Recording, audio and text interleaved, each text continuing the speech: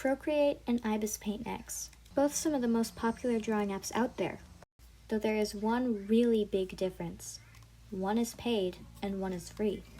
While Procreate is known for its realistic brushes and professional artwork, Ibis Paint is known for, well, being free. Though of course, Ibis Paint's fame is definitely deserved, as it's a very, very good tool for drawing. And as much as I love both of them, they both definitely have their own pros and cons. So today, I'm going to try and find out which one is the better illustration app. To demonstrate some of the pros and cons, I've drawn two of the same scene, one in each app, to try and see the similarities and differences. As you can probably tell, I had to trace the line art in the Ibis Paint X drawing because I didn't want the drawings to be too different. Though I think this was for the best because then I could really focus on the color instead of the neatness, or how good the drawing was overall. While you watch the speed paint, I'm going to go ahead and start to talk about some of the pros and cons in the different apps, starting with Procreate.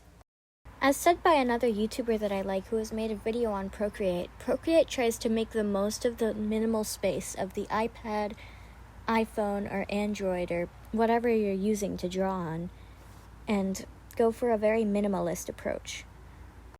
Though this does give you more space to draw, it does put a lot of the features in a very complicated menu that I found very difficult to learn when I first started. It was very hard getting used to it, and I'm honestly not completely used to it now. Though of course, this is all my personal opinion, and this probably was due to the fact that I was on Ibis Paint for so long before switching to Procreate. Ibis Paint, though, on the other hand, has everything on a nice simple menu on the side. There's many features, but they still manage to not take up too much space, which is something I really like.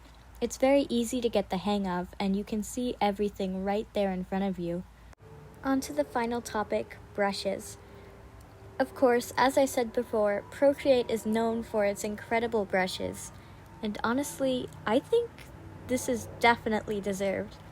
The brushes are all beautiful and very unique, and there's not as many as Ibis Paint, but you really don't need as many.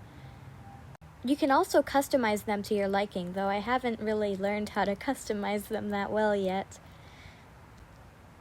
This is also a feature in Ibis Paint, but the same thing with Procreate. I actually haven't learned how to use either of them yet, so I don't really know which customization feature is better.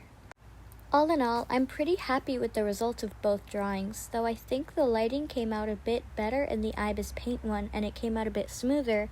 I think I preferred the Procreate one. I honestly really like the messy feel that it has. Since I didn't really get to do many points in this video, feel free to add any suggestions in the comments and I may be doing a part 2. There's no guarantee though.